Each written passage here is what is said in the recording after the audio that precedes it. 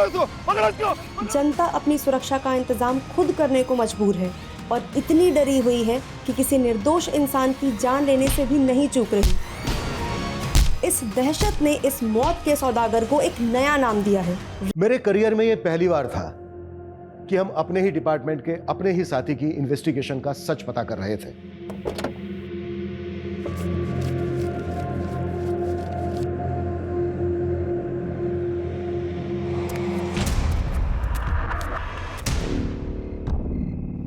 रात के अंधेरे में मौत का साया बनकर आता है वो।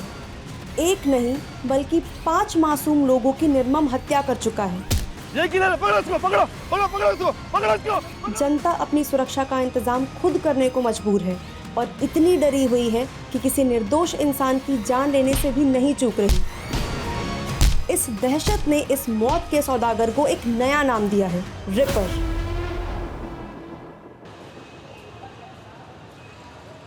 दीप्ति, हरिओम की फाइल लेकर आना।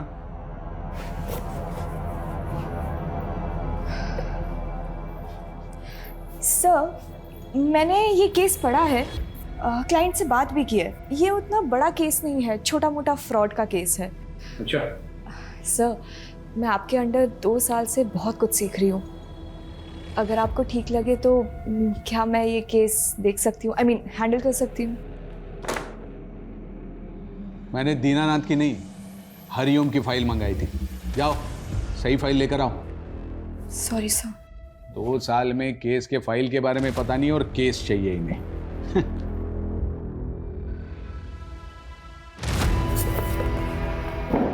लॉ की पढ़ाई करना कोई काम ही नहीं है, बस टाइपिंग करना आना चाहिए तुम्हें, और क्या। इसी के तो पैसे कमा रही हूँ, है ना। मैं इस इंसान को ना मैं छोड़ूंगी नहीं। देखना, इसको अगर छोड़ दिया ना, मेरा भी नाम दीप्ति नहीं है, बताती हूँ मैं इसको।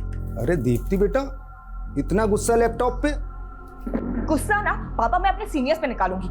दीनानाथ की फाइलें मंगवाई थी उसने, पर एंड मौके में मुझे नीचा दिखाने के लिए झूठ बोल दिया। 2 साल से पापा, 2 साल से असिस्टेंट के नाम पे टाइपिस्ट बना के रखा है मुझे। अरे बेटा, मैं तो कहती हूँ कि ऐसी नौकरी को लात मार दो। और वैसे भी शादी के बाद कौन सा तुम्हें नौकरी करना है, घर पे ही तो रहना है। मम्मा। हाँ, जैसे ये आपके साहबजादे पूरा दिन घर में पड़े पड़े मोबाइल से दुश्मनी निकालते हैं। अरे आप घूम फिर के हमारे पीछे क्यों पड़ जाते हैं? पापा, हमारे पास ना एक बहुत बढ़िया बिजनेस प्लान है, बस एक बार फाइनेंसर मिल जाए। कुल 5 लाख रुपए की जरूरत है। अरे एक ख्याली पुलाव से बाहर निकलो और कुछ काम धंधा करो, समझ में आया? आप लेकिन इसके साथ हमेशा ऐसे क्यों करते हैं?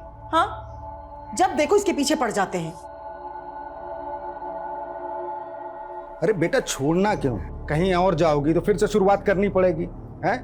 यहीं टिकी रहो, आखिर कुछ सीख ही रही हो ना, कुछ जा तो नहीं रहा है आपका। कितना सीखूंगी पापा, अब मुझे केस चाहिए। अरे केस भी मिलेगा, एक दिन इतना केस मिलेगा कि रातों रात तुम्हारा नाम होगा। जज, वकील, क्लाइंट सब तुम्हारे आगे पीछे होंगे। तब ना पापा, मैं सत्यनारायण को अपना असिस्टेंट बना के बहुत सुनाऊंगी। बिल्कुल सुनाना, मगर ये ऐसा उदास चेहरा अच्छा नहीं लगता है। एक बार फिर से मुस्कुरा दे मेरा बेटा। मेरा बेटा। मैडम जी, ये देखिए कितना प्यारा कलर है। एक मिनट मैडम। हेलो, अरे ज्ञान भाई साहब, नमस्कार। कैसे याद किया? ये बताने के लिए फोन किया था कि संडे हमें शोरूम चलना है। शोरूम? किस लिए? अभी शादी में जो आप हमें गाड़ी देंगे उसकी बुकिंग नहीं मिल रही थी, तो मेरे एक दोस्त ने जुगाड़ लगाया है, अपना काम हो जाएगा। पर भाई साहब, गाड़ी की तो कोई बात ही नहीं हुई थी। अरे तो शादी भी तो कहाँ हुई है अभी तक, अभी बात कर लेते हैं। वैसे भी हमने कौन सा हेलीकॉप्टर मांगा है आपसे? पापा, इस सब की क्या जरूरत है? आप क्यों बेकार में उन लोगों को? तू चुप बैठ एकदम। एक तो लड़की तुझे पसंद है, इसलिए अलग जाति में शादी करने के लिए हम तैयार हो गए। अब इन्हें भी तो कुछ करना ही पड़ेगा ना। भाई साहब, इतनी महंगी गाड़ी हम कहाँ से देंगे? भाई साहब, हम गरीब आदमी हैं। अभी आप देख लीजिएगा, मुझे तो कार चाहिए, बाकी आपकी मर्जी। मर्जी नहीं, जबरदस्ती है ये। नहीं करनी है मुझे ये शादी पापा, आप प्लीज उन लोगों को जाके बता दीजिए। देखो बेटा, जिद नहीं करते हैं, फिर शादी ब्याह में तो लेन देन चलता ही है ना। सौरभ कितना अच्छा लड़का है और तुम पसंद भी करती हो। पापा, आपसे हमारे बिजनेस के लिए 5 लाख रुपए नहीं हो रहे और दी को 20 लाख रुपए की गाड़ी दे रहे हैं। हाँ, क्योंकि ये तुम्हारी तरह बिस्तर पे पड़े पड़े ख्याली पुलाव नहीं पकाती है। पापा फाइनल है, मुझे ये शादी नहीं करनी। आप उन्हें जाके बता दीजिए प्लीज। देखो बेटा, जिद नहीं करते हैं। अब अपने पापा को देखो, पूरे जीवन भर साड़ी की दुकान में सेल्समैनी की, क्योंकि मेरा बेटा अच्छे घर जाए, हमेशा खुश रहे। पापा मुझे ऐसी कोई खुशी नहीं चाहिए जो आपको तकलीफ दे। पागल, तुम्हारी खुशी से मुझे क्या तकलीफ होगी? हाँ, तू तो मेरा बच्चा है, मेरा बेटा है ना?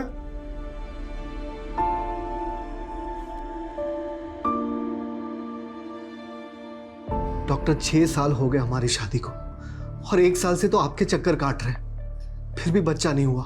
आप ट्रीटमेंट करवाइए और भगवान पे भरोसा रखिए, सब अच्छा होगा। और लोगों का क्या है, लोग तो बातें करते ही रहते हैं।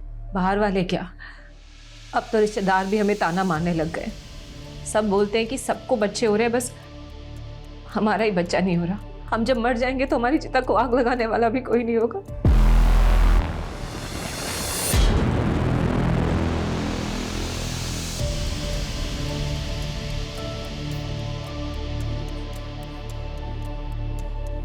सुनिए, आपको डॉक्टर स्मिता ने जवाब नहीं दिया ना? देंगे भी कैसे? जिसका इलाज उसके हाथ में है, उसमें डॉक्टर कर भी क्या सकता है? अगर आप दोनों को भगवान में आस्था है तो मैं आपकी मदद कर सकती हूँ। पहले भी बहुत लोगों की कर चुकी हूँ। कैसी मदद? आप लोगों को बच्चा ही चाहिए ना? चारों तरफ भय का माहौल है। लखनऊ में जनता सड़क ही नहीं घर में भी असुरक्षित है। पता नहीं कब कहां से आकर वो हत्यारा उन्हें अपना शिकार बना ले।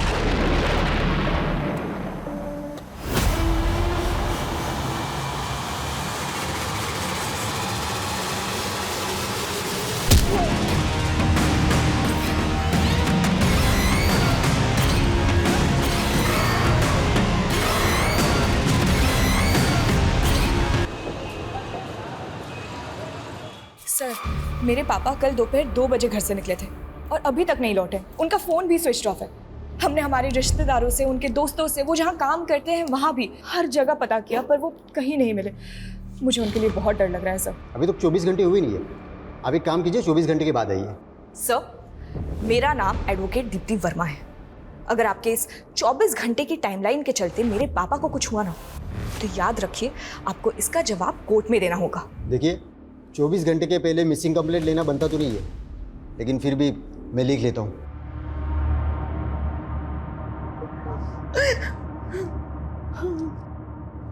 देखिए, आप घबराइए मत, अवतार भाई सब जल्दी आ जाएंगे।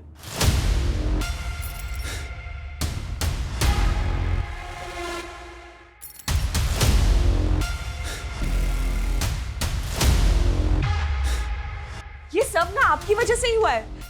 आपके कार की डिमांड की वजह से पापा कितना परेशान रहते थे।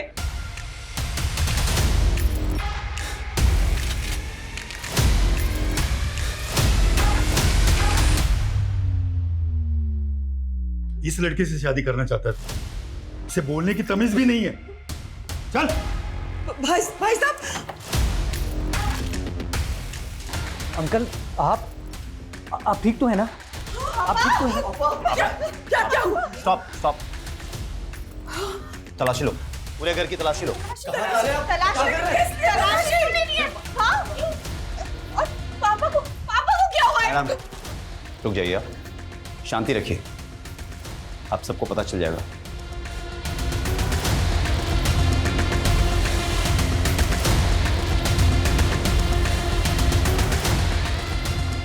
सर, ये गोल्ड और बेल्ट लगा पैसा और घड़ी मिली सर। एविडेंस को सील करो और इसे वापस जीप पे डालो। सर, क्या चल रहा है? पापा को कहाँ लेके जा रहे हैं आप? कुछ बताएंगे आप हमें? मेरे पापा को क्यों पकड़ा हुआ है आपने? आपने उस हत्यारे के बारे में तो सुना होगा ना, जो लखनऊ में इनोसेंट लोगों को मारकर लूटपाट कर रहा है। वो सीरियल किलर। करेक्ट, और वो सीरियल किलर कोई और नहीं, आपके पापा हैं। कुछ भी बोल रहे हैं आप। मेरे पापा एक शरीफ सीधे साधे इंसान ने 7 मर्डर खुद कबूल किए हैं। मेरे पति ऐसा नहीं कर सकते। आपको कोई गलतफहमी हुई है। सर आपको मेरे पापा को ऐसे नहीं लेके जा सकते।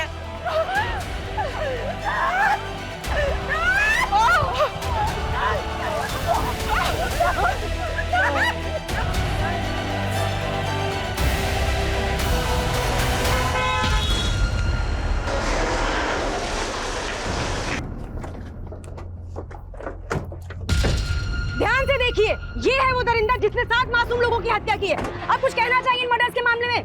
क्या आपको कभी किसी पर तरस नहीं आया? जवाब दीजिए, कुछ तो जवाब देकर जाइए। अवतार जी, आपको जवाब देने का जवाब दीजिए। ध्यान से देखिए, सारी की दुकान में काम करने वाला इतना साधारण सा दिखने वाला आदमी 7 मासूम लोगों का हत्यारा है। मेरे पापा जो किसी से ऊंची आवाज में बात तक नहीं करते, आपने उन्हें सीरियल किलर बना दिया। बनाया नहीं है, उन्होंने अपना जुर्म खुद कबूल किया है और खुद सबूत भी बरामद करवाया है। कबूल नहीं किया, करवाया गया है, टॉर्चर करके। सब प्लीज आप। दीप्ति, मैंने ये केस बारीकी से पढ़ा है। सारे सबूत तुम्हारे पापा के खिलाफ है और उन्होंने कन्फेशन भी दिया है। कोई चांस नहीं है। सब मेरी बात सुनिए, ये पूरा केस ही झूठा है। यहाँ पुलिस फाउल प्ले का। मैं ये केस नहीं लड़ सकता, सॉरी। सब बट मेरी। मैडम जी, मैं समझ सकता हूं बड़ा मुश्किल है ये कि पुलिस को पिछले 1 साल से जिस सीरियल किलर की तलाश थी वो कोई और नहीं बल्कि आपके पापा हैं। नहीं है मेरे पापा किलर। मैं कोर्ट जाऊंगी और इस बात को साबित करूंगी, पर हार नहीं मानूंगी। जरूर जाइए दीप्ति जी, ये आपका हक है। पर एक बात याद रखिएगा, कोर्ट में भी ये बात साबित होगी कि 7 लोगों को मारने वाला कोई और नहीं बल्कि आपके पापा हैं।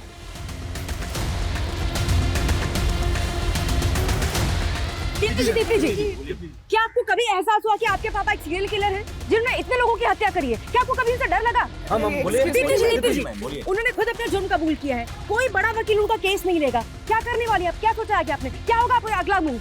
बोलिए मैम, बोलिए। दीप्ति जी बोलिए। दीप्ति जी, कुछ तो बताइए। जैसा कि आप देख रहे हैं, दीप्ति जी अभी तक इस केस में कुछ नहीं बोल रही हैं। कोई बड़ा वकील इनका केस नहीं लेगा। आगे क्या करने वाली है भी किसी को नहीं पता, पर हम आपको सारी अपडेट्स देते रहेंगे।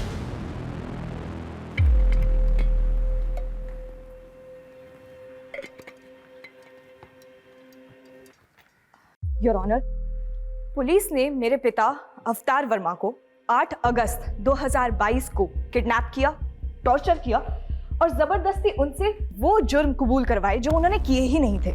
ऑब्जेक्शन माय लॉर्ड, ये बिना किसी पुख्ता सबूत के पुलिस पर इल्जाम लगा रही है, जैसे पुलिस कोई किडनैपिंग गैंग चला रही है। मिस दीप्ति, आपने अपने पिता की मिसिंग कंप्लेंट लिखवाई थी?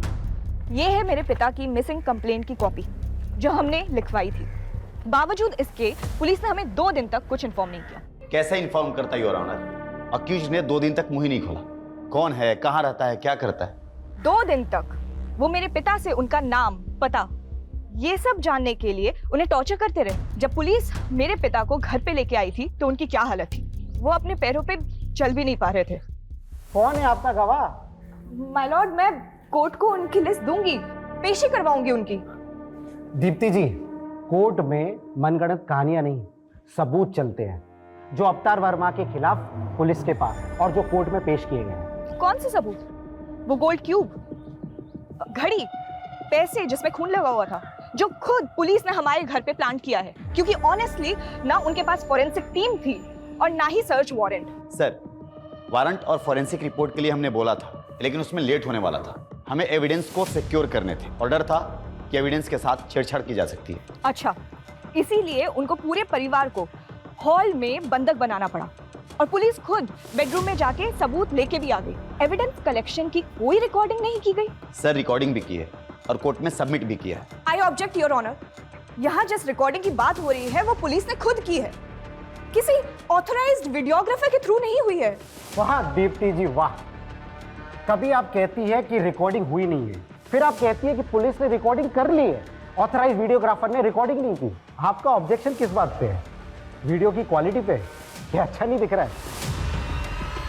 दीप्ति जी, अगर हम मान भी ले कि आपके पिता इनोसेंट हैं, फिर भी पुलिस के पास क्या कारण है कि वो उन्हें झूठे केस में फंसाएगी? अपने रेपुटेशन को बचाने के लिए। हम सबको पता है पिछले 1 साल से पुलिस किलर को नहीं पकड़ पाई है। फिर अचानक एक दिन उन्होंने मेरे पापा को पकड़ा और जेल में डाल दिया, जबकि एक्चुअली सीरियल किलर अभी तक बाहर घूम रहा है। 7 लोगों का मर्डर हुआ है। सच का जानना जरूरी है, जो पुलिस इन्वेस्टिगेशन में सामने नहीं आ पाया है।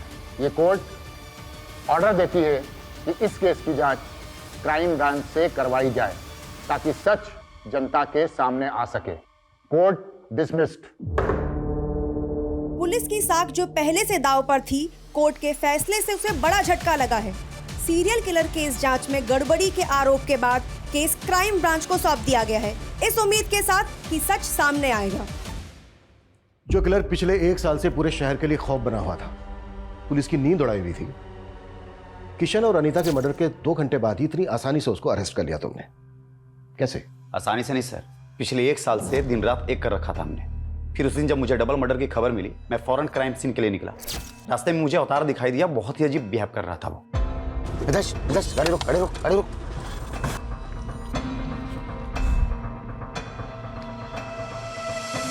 उसके कपड़ों पर खून लगा हुआ था।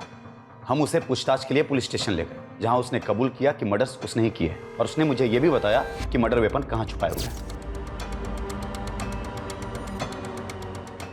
उसके बाद उसने इसके पहले 5 मर्डर भी एक के बाद एक कबूल किए। पहला देशराज, दूसरा फौजिया और उसकी बहू शिबा, चौथा किरण और 5वां ओम का। फिर उसके बाद हमने उसके घर की तलाशी ली, जहां और भी सबूत मिले। सर, हमने जब इन केसेस के सबूत और गवाहों को क्रॉस वेरीफाई किया तो सब मैच कर रहे थे। किशन और अनीता के घर से जो लूट, वो सारा सामान मिला? उसने सिर्फ ये बताया कि उसने गहने चुराए थे, तो वो भी भागते वक्त कहीं रास्ते में गिर गए। पर उनके घर से तो अच्छी खासी लूट हुई थी, और उसने सिर्फ गहने कबूल किए, और तुमने बड़ी आसानी से उस पर यकीन कर लिया। उसने बाकी की चोरी कबूल नहीं की, लेकिन 7 मर्डर्स कबूल कर लिए। सर, उसने जो मुझे बताया मैं आपको वही बता रहा हूँ। मतलब ना तुम्हारे पास कोई पुख्ता सबूत है, ना गवाह, ना मर्डर्स का, और ना ही अवतार की गिरफ्तारी का। सर, आप मुझ पे शक कर रहे हैं? शक नहीं कर रहा हूं, फैक्ट बता रहा हूं। फैक्ट। जैसे 2 दिन तक अवतार तुम्हारी कस्टडी में था, लेकिन तुमने उसकी फैमिली तक को नहीं बताया। सर, हमने कोर्ट को बताया था कि उसने अपनी पहचान को छुपाने के लिए 2 दिन तक मुंह नहीं खोला। तो फिर तुमने टॉर्चर करके उसका मुंह खुलवाया। आप भी पुलिस डिपार्टमेंट से हैं, जानते होंगे 7 मर्डर करने वाला क्रिमिनल प्यार से तो मुंह खोलेगा नहीं। तो कुल मिलाकर तुम ये एक्सेप्ट कर रहे हो कि उसने कबूल किया नहीं, तुमने उससे कबूल करवाया। सर, इस केस के फाइल आपके पास है, आप देख सकते हैं। अरविंद, आखिरी बार पूछ रहा हूं, इन्वेस्टिगेशन में कोई गड़बड़ी हुई है, कोई फॉल्ट प्ले? नो सर, अवतार ही वो सीरियल किलर है जिसे हम पिछले 1 साल से तलाश कर रहे थे, जो बहुत मुश्किल से पकड़ा गया है। सर, मैं तो अपनी बेटी दीप्ति की शादी के लिए पैसों का इंतजाम ना हो पाने की वजह से परेशान था। अरे भाई साहब, ये पुराना सोना है, मेरी मजबूरी है, इसलिए हम इसको बेच रहे हैं। अगर थोड़ा बहुत और ज़्यादा हो जाए तो देख लीजिए आप। नहीं, इससे ज़्यादा नहीं हो सकता। सर, मैं भाग नहीं रहा था, मैं तो परेशान होकर रोड के किनारे बैठा था, तभी इंस्पेक्टर साहब की गाड़ी वहाँ के रुकी। हेलो, यहाँ क्या कर रहा है? कुछ नहीं साहब, वो थक गए थे तो बैठ गए यहाँ पे। घर किधर है तुम्हारा? साहब, यहीं पास में है आगे। चल बैठ गाड़ी में, मैं भी उधर ही जा रहा हूँ, छोड़ देता तुम। पीआई अरविंद का कहना है कि जब उन्होंने आपको पकड़ा तो आपके कपड़ों पर खून लगा था। किशन और अनीता के खून से सने वो कपड़े उन्होंने हमें दिए हैं, तो फिर वो खून कहाँ से आया? सर, ये तो हमें नहीं मालूम सर। वो मुझे पकड़ के थाने ले गए और वहाँ उन्होंने हमारे सारे कपड़े उतरवा दिए, और साहब 2 दिन तक हमारे साथ मारपीट करते रहे। बोले कि मैं जो कहता हूँ वो कबूल करो। चल, पैंट खोल।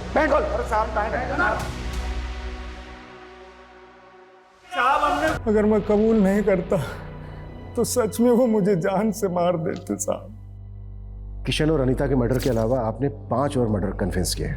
ये तो मुझे पता भी नहीं था साहब, वो जहाँ बोलते गए मैं साइन करता गया।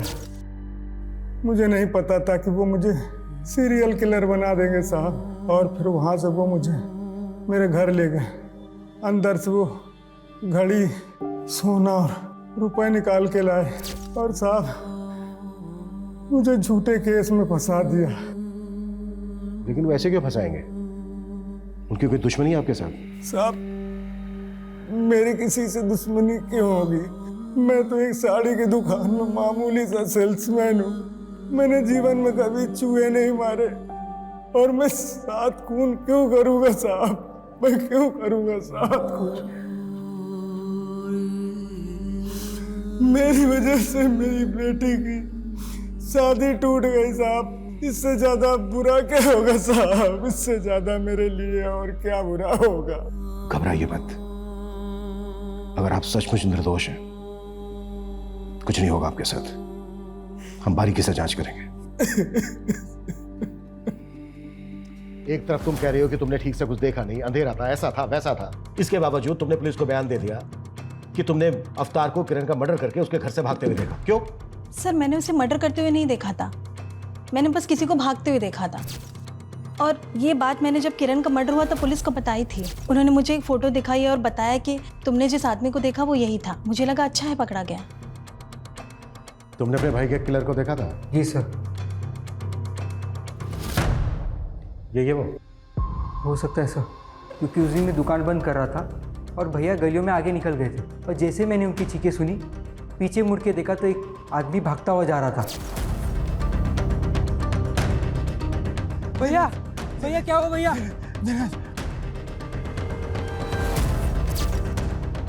ये घड़ी तुम्हारे भाई की है? हाँ सर। पक्का है? इसमें भी डाउट है? ऐसी ही दिखती थी शायद सर। शायद। ये गोल्ड क्यूब तुमने बनाई है? हाँ, नहीं मतलब मैं ज्वेलर हूँ तो ये तो काम है सर मेरा। गोल्ड क्यूब बनाने का? हाँ, गोल्ड का मतलब गहने। विकास, ऐसे नहीं बोले गए, इसकी भी क्यूब बनानी पड़ेगी। अरे नहीं सर, मैं बताता हूँ। ये मैं नहीं बनाई थी सर। किसके कहने पर? वो याद नहीं है सर। अच्छे से याद करके बता। इसके कहने पर? नहीं। इसके कहने पर नहीं तो किसके कहने पर बनाई? और फिर झूठा बयान कर दिया पुलिस को कि इसके कहने पर बनाई है? अरे सर, ये क्यों पुलिस ने ही बनवाई थी सर, और झूठा बयान भी पुलिस ने ही दिलवाया था। चल। क्या हो गया सर? चल बता। अरे सर, मैंने कुछ नहीं किया सर। अरे समझो सर बात को। सर, मेरे करियर में यह पहली बार था कि हम अपने ही डिपार्टमेंट के अपने ही साथी की इन्वेस्टिगेशन का सच पता कर रहे थे, लेकिन लगातार पड़ला अवतार की तरफ झुकता जा रहा था। बावजूद इसके जांच में अभी तक सब कुछ 50-50 था।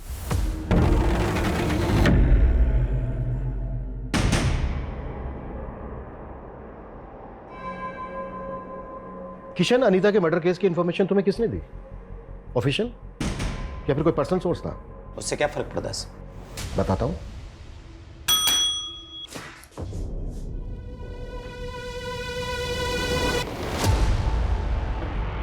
पहचानते हो इसे? Mithilesh Kumar, police driver. इसने पुलिस को इन्फॉर्म करने के बजाय अपने पर्सनल नंबर से तुम्हारे पर्सनल नंबर पर कॉल करके मर्डर की इंफॉर्मेशन दी।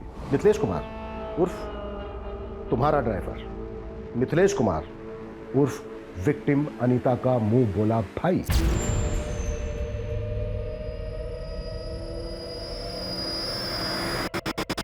हाँ, तो इसे डायरेक्ट पता चला और इसने मुझे डायरेक्ट कॉल किया, तो इसमें क्या हो गया? हुआ ये कि क्राइम सीरियल किलर की तरह किया गया, और अगर ये उसी ने किया है तो वो एक बार फिर तुम्हारे हाथ से निकल गया। तुमने ये भी जानने की कोशिश नहीं की कि किसी ने सीरियल किलर की कॉपी करके फायदा उठाने की कोशिश तो नहीं की। तुमने बस आनन फानन में अवतार को उठाया और एक डबल मर्डर केस को सीरियल किलर केस से जोड़ दिया, सिर्फ इसलिए कि पिछले 1 साल से सीरियल किलर की हड्डी जो तुम्हारे गले में अटकी थी किसी ना किसी तरह से वो निकल जाए, बस। सर, ऐसा कुछ भी नहीं। अच्छा, एक बात बताओ, देशराज मर्डर केस में जो सीसीटीवी फुटेज है उसमें किलर का चेहरा नहीं दिख रहा, फिर तुमने ये कैसे डिसाइड कर लिया कि वो अवतार है? सर, मैंने डिसाइड नहीं किया, अवतार ने खुद कबूल किया था। ठीक वैसे ही ना, जैसे कि उसने बाकी के मर्डर्स कबूल किए हैं। ये अवतार की मेडिकल रिपोर्ट 1 महीने से ज्यादा हो गया है, उसकी अंदरूनी चोट भरी नहीं है, अभी तक बरकरार है। ऑप्शन क्या था उसके पास? अगर वो कबूल नहीं करता तो शायद तुम उसको कस्टडी में ही मार देते। सर, अवतार ने अनीता और किशन का मर्डर किया है और मर्डर वेपन उसने खुद बरामद करवाया। वही रोड ना जिसमें ब्लड के निशान तक नहीं है। फिंगरप्रिंट्स की तो बात ही कुछ और है। सर, उसने जानबूझ करके रॉड को पानी की टंकी में छुपाया था ताकि ब्लड और फिंगरप्रिंट्स दोनों धुल जाए। वाह,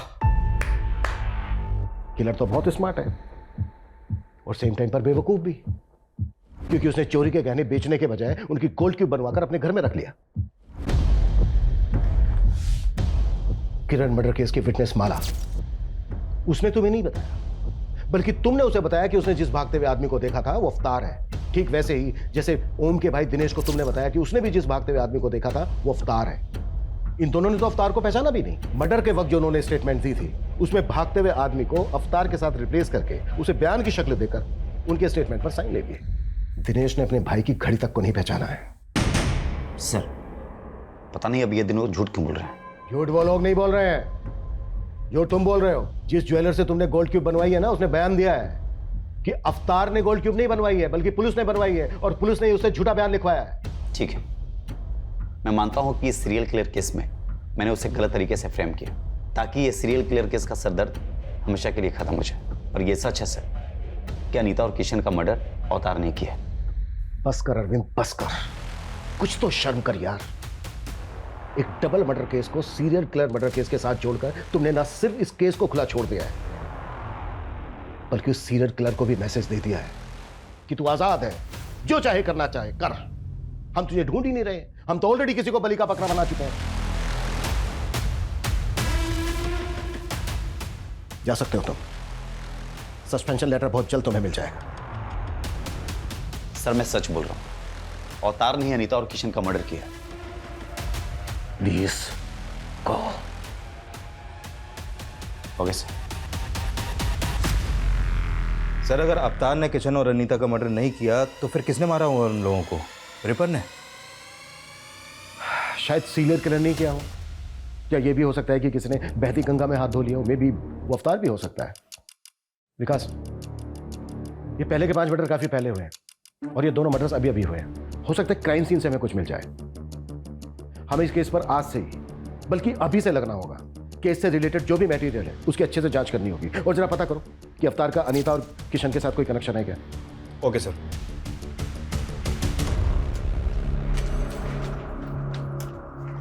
गर्मा गर्म पकौड़े। ओह वाह। नो, हाथ गंदे है ना, पहले हाथ धो लो।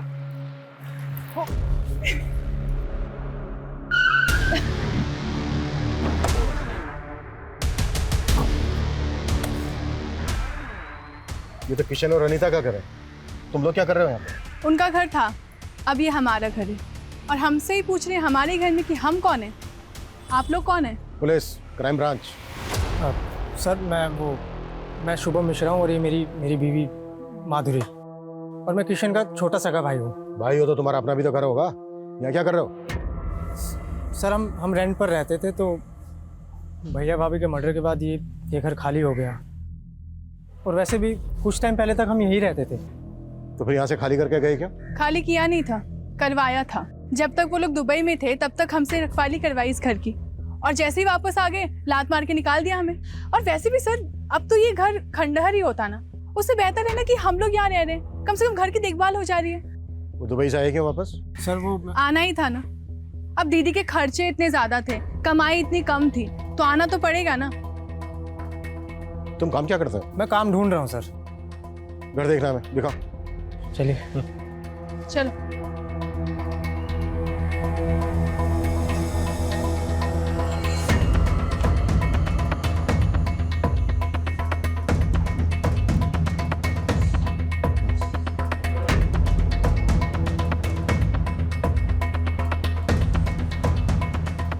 सर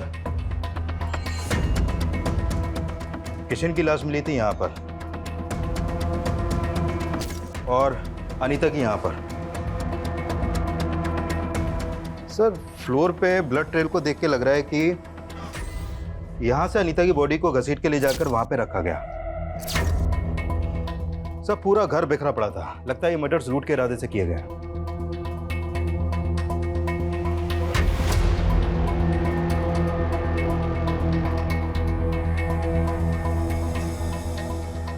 बॉडीज को तुम लोगों ने पहले देखा था? जी। क्या टाइम हुआ था तब? यही कुछ 11:30 के आसपास का। रात के 11:30 बजे तुम लोग यहाँ क्या करने आए थे? जी हम यहाँ नहीं आए थे, हम लोग खाना खाकर टहलने के लिए निकले थे, तो देखा कि दरवाज़ा खुला हुआ है, तो मैंने सोचा अंदर चल कर देखता हूँ। किशन और अनीता की किसी के साथ कोई दुश्मनी थी? उनकी किसी से क्या दुश्मनी होगी?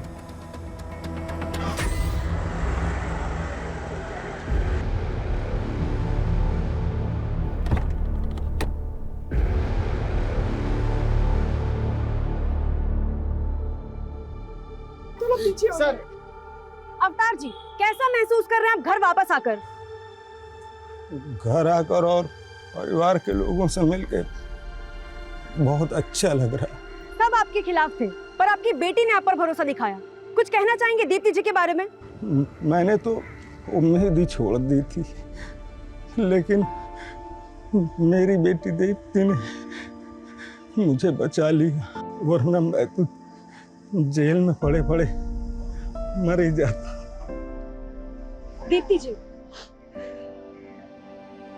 पापा हमेशा से कहते थे कि मुझे एक बहुत बड़ा केस मिलेगा, पर मुझे नहीं पता था कि मैं पापा के लिए केस लड़ूंगी।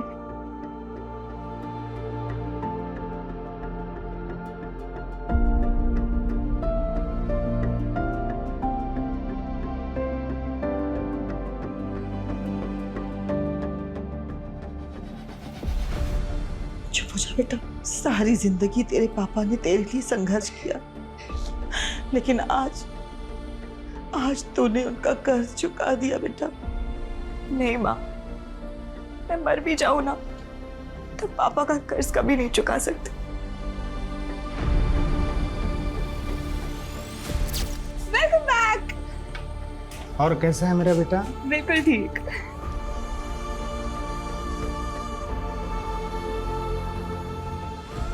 आज आने में आपने कुछ ज्यादा देर नहीं कर दिया? हाँ, कुछ आज एक्स्ट्रा काम था इसलिए थोड़ा लेट हो गया। वैसे पापा, सैटरडे संडे को आपको ऐसा क्या काम होता है? बेटा वही काम बेटा जिससे कुछ एक्स्ट्रा पैसे आ सके, ताकि हम आपको एक बड़ा वकील बना सकें। सर, ये किशन का भाई शुभम और उसकी पत्नी कुछ टेढ़ी खीर नहीं लग रहा है? टेढ़ी खीर तो है। इन दोनों पति पत्नी के बारे में पता करो। Okay sir. एक बात मुझे बहुत परेशान कर रही है। क्या सर? अगर अवतार सीरियल किलर नहीं है तो इसका मतलब यह है कि सीरियल किलर अभी भी आजाद घूम रहा है और वो किसी और को भी अपना अगला शिकार बना सकता है।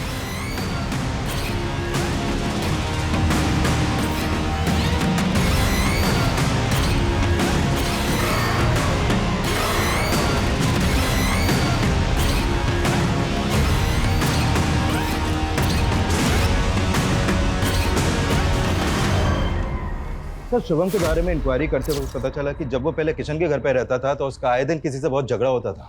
लेकिन किशन और अनीता तो दुबई में रहते थे, तो फिर झगड़ा किसके साथ होता था? उसी से, जो शुरू से इस केस में कुछ ज्यादा इंटरेस्ट ले रहा है। मिथिलेश सर, मेरा कोई पर्सनल इंटरेस्ट नहीं था। वो तो पिछली बार दीदी जब राखी पर इंडिया आई थी तो उन्होंने बोला था मुझे। अरे राणा बेटा इधर आओ, देखो मैं तुम्हारे लिए क्या लेकर आया। थैंक यू ताऊ जी। एक मिनट, ये गिफ्ट तुम्हारी है? हाँ। नहीं तो भैया, जब हम दुबई में हो ना तो आप यहाँ पर चक्कर लगाते रहा करो। अरे शुभम रह तो रहा है यहाँ पर। यही तो दिक्कत है कि वो रह रहा है।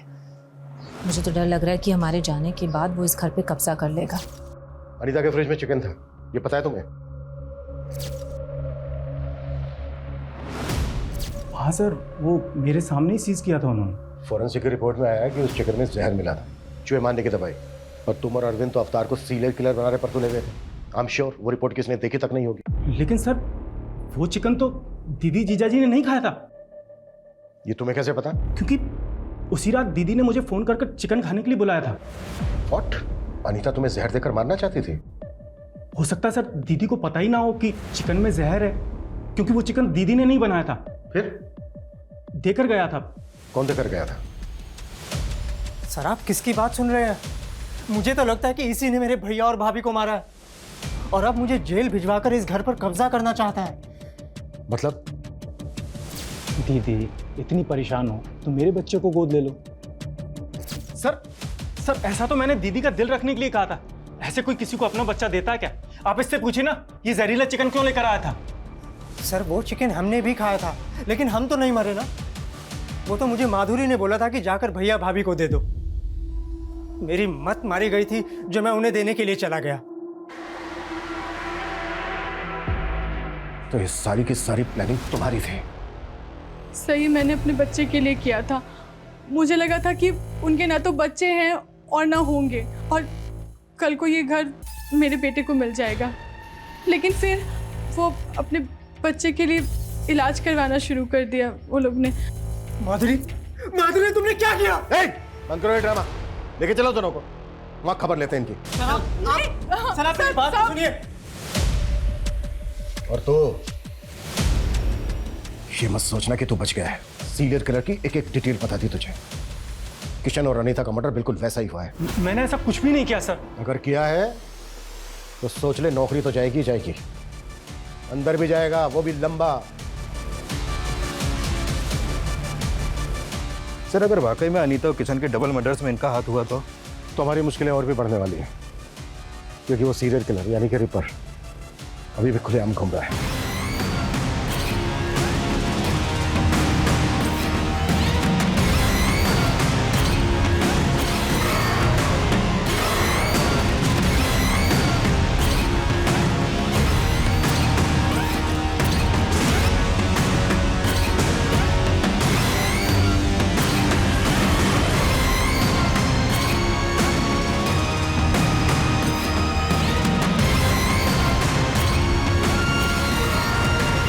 सर शुभम और माधुरी के पास मर्डर का मोटिव है, और उस रात की इनकी एक्टिविटी से भी लग रहा है कि ये लोग मर्डर कर सकते हैं, लेकिन अभी तक इस बात पर अड़े हुए हैं कि इनका इस मर्डर में कोई हाथ नहीं है। शुभम और माधुरी तो सस्पेक्ट हैं ही, लेकिन हमें मिथिलेश को भी ध्यान में रखना होगा। एक बात मेरी समझ में नहीं आ रही है कि उन्होंने एक रैंडम आदमी अवतार को ही क्यों अरेस्ट किया। सर अवतार के बारे में कुछ और भी बातें पता चली हैं। ये बात सही है कि एक सिंपल सा आदमी है, साड़ी की दुकान में एक सेल्समैन है, लेकिन सर इसके अलावा ये 7-8 साल पहले थिएटर भी करता था। एक्टिंग का शौक था इसे, सैटरडे संडे इसके शो भी होते थे।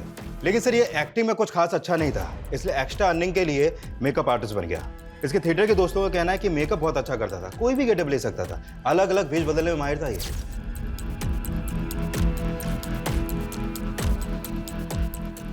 सर आपने अभी की ब्रेकिंग न्यूज देखी? क्या न्यूज है? जैसी करनी वैसी भरनी का ताजा उदाहरण है लखनऊ सीरियल किलर केस का मामला। जब वो दबे पांव अपना अगला शिकार करने जा रहा था, लोगों ने उसे देखा और उन्हें शक हुआ। गुस्साई भीड़ ने कॉलोनी में घुसकर उसे इतना मारा कि मौके पर ही उसकी मौत हो गई। सर ये तो बच्चा है, माइनर है, इसकी हालत देख के लगता नहीं है कि ये किसी बच्चे को भी कंट्रोल कर सकता है। सर मुझे लगता है कि भीड़ ने गुस्से में आके फिर एक बच्चे की जान ले ली। सिचुएशन को कंट्रोल करना पड़ेगा। इस रिपर ने पूरे शहर को पैनिक कर दिया है। लोग इतने डरे हुए हैं कि किसी की भी जान लेने पर उतार हुए हैं। सर अनीता और किशन के कॉल रिकॉर्ड आ गए हैं। उनके कॉल रिकॉर्ड में किसी बाबा का नंबर तो नहीं मिला है, लेकिन एक नंबर है जिस पर मर्डर वाले दिन किशन ने कई बार कॉल किए हैं, और लास्ट कॉल रात 11 बजे के आसपास हुई है। कौन है वो? राधा। सर ये उसी क्लिनिक में नर्स है जहाँ पर किशन अनीता का इलाज करवा रहा था। सर इस राधा के टच में एक बाबा भी है, और इनके कॉल रिकॉर्ड के अकॉर्डिंग मर्डर वाली रात इन दोनों की लोकेशन किशन के घर के आसपास की थी। दोनों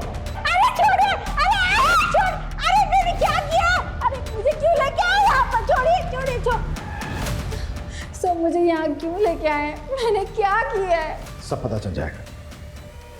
उधर देखो मुकेश।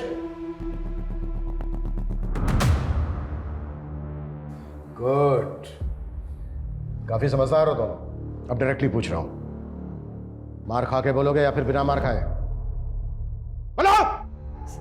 सर अनीता और किशन मुझे क्लिनिक में मिले थे। अगर आप दोनों को भगवान में आस्था है तो मैं आपकी मदद कर सकती हूँ। कैसी मदद? सर क्लिनिक ऐसी जगह थी जहाँ पर लोग बच्चे के लिए कितना भी पैसा लुटाने के लिए तैयार होते थे। मैं उन्हें बाबा की पट्टी पढ़ाती थी और फिर हम मिलकर उनको पूजा पाठ के नाम पर पैसे निकलवाने की कोशिश करते थे। बाबा बच्चे को देखने और माँ सुनने के लिए मेरे कान तरस गए हैं। हमारे पास सब कुछ है, लेकिन वो किस काम का जब औलाद ही नहीं है। औलाद हो जाएगी, पर उसके लिए पूजा करनी होगी, वो भी पूरी श्रद्धा के साथ। मैं करूंगी बाबा। ऐसी पूजा से हम 50,000 तक निकला लेते थे। जब वो दोनों पैसे देने के लिए तैयार थे तो फिर उन दोनों को मारा क्यों? हमने उन्हें नहीं मारा सर। ड्रामा मत करो, क्योंकि ये पता चल चुका है हमें, तुम दोनों गए थे वहां पर। हम वहां पर सिर्फ पूजा करने के लिए गए थे सर। हमारे पहुंचने से पहले वहां पर कांड हो चुका था।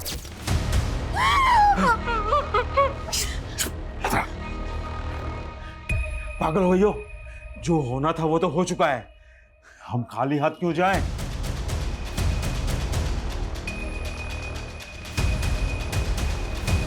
सर, हमने सिर्फ चोरी की है, किसी को मारा नहीं है सर। चोरी का सामान कहाँ है? सर हमारे पास है, हम दे देंगे, हम सब दे देंगे सर। पता ही ज़्यादा कीमती है, लेकिन चोरी की है ना, 8 से 10 लाख रुपए मिलेंगे। चाहिए तो बोलो, नहीं तो रखो।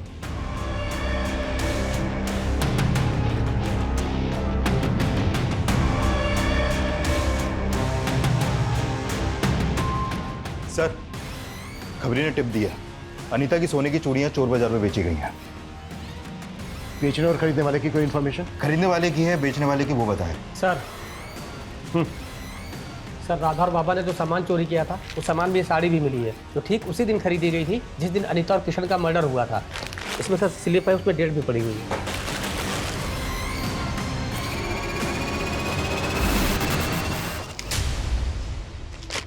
हाँ सर, ये साड़ी हमारी दुकान से खरीदी गई है, लेकिन इसका फॉल लगाने के बाद घर भेजनी थी, इसलिए उस दिन दुकान बंद होने के बाद हमने भेजी थी। दुकान कब बंद होती है आपकी?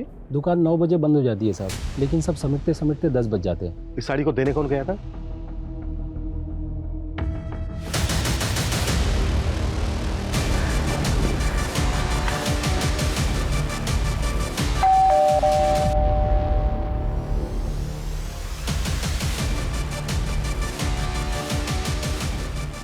दीप्ति, तुम्हें अपने फादर को न्याय दिलवाना था ना?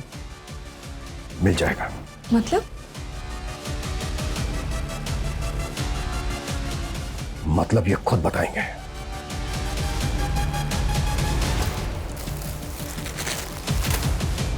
ये है ना वो साड़ी जो तू अनीता को डिलीवर करने उसके घर गया था, और जब हमने तेरे से पूछा कि किशन और अनीता को जानता है क्या, तो क्या बोला तूने? कि तूने उनको कभी देखा नहीं। इतनी कमजोर याददाश्त है तेरी।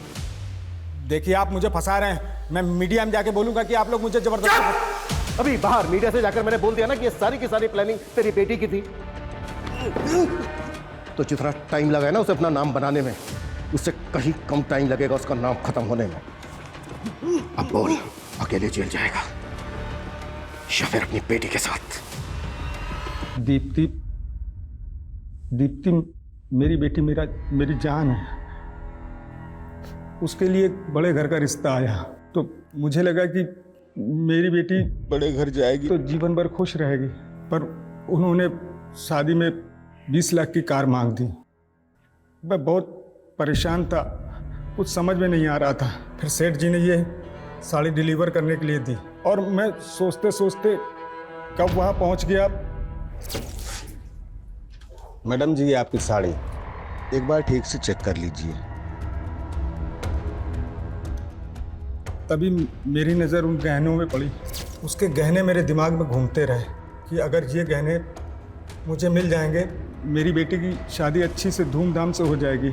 मैंने उन दोनों का मर्डर कर दिया। मैंने उन्हें मारकर उनके सारे गहने ले लिए थे, पर मैं इतना डर गया था, डर के मारे इधर उधर भटक रहा था, और तभी वहाँ पुलिस की गाड़ी आ गई। तू एक आम आदमी है, इतना बड़ा क्राइम करके तूने पुलिस को बेवकूफ़ बनाया, कैसे? सर, मेरी बेटी वकील है और उससे केस के बारे में बातचीत होती रहती थी, तो मुझे समझ में आ गया था कि पुलिस को कैसे घुमाना है। घुमाया तो बहुत तूने, लेकिन अब तेरी बारी है। देशराज, फौजिया, शिवा, किरण, ओम के मर्डर करने में तूने अपने मेकअप आर्टिस्ट होने का फायदा उठाया। चेहरा बदल बदल के मर्डर किए तूने, ताकि कोई देखे भी तो बाद में पहचान ना पाए। साहब, मैं मेकअप आर्टिस्ट था, पर मैंने ऐसा कुछ नहीं किया जो इल्ज़ाम आप मुझ पे लगा रहे हैं। पहले उन लोगों ने मार पीट करके सीरियल किलर बनाया, और अब आप भी वही कर रहे हैं। साहब, मैं मानता हूं कि मैंने अनीता और किशन को मारा है, बाकी मैंने किसी को नहीं मारा है। मैं सच बोल रहा हूं साहब। किशन और अनीता के मर्डर्स अवतार वर्मा ने कबूल कर लिए हैं, इसके पुख्ता सबूत भी है हमारे पास। पर बाकी के 5 मर्डर्स वो हमेशा की तरह डिनाई करता रहा। हालांकि हमने बहुत कोशिश की, पर साबित करना हमारे लिए आसान नहीं था। इसके बावजूद हम आज भी पूरी कोशिश कर रहे हैं उन केसेस को सोल्व करने की। जय हिंद।